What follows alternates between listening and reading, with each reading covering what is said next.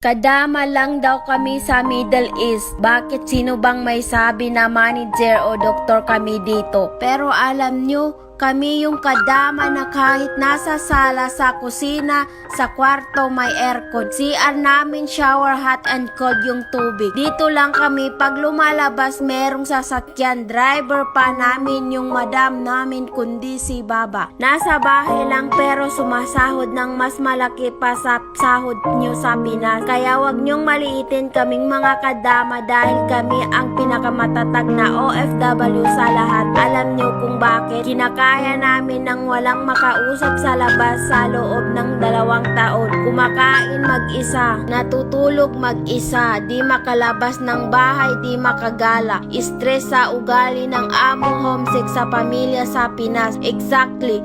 Sa kakaisip ng kung ano-ano. Depression, overthinking, kinakaya namin ng mag-isa. Kaya namin magtrabaho, walang limit sa oras. Tulog namin ilang oras lang, trabaho naman 16 hours. Tulog namin, swerte ka na kung kakatulog ka ng 8 hours a day. Pag may madam kang bungangera, palautos at maarte sa lumo araw-araw. Kaya dapat pasyensya mo.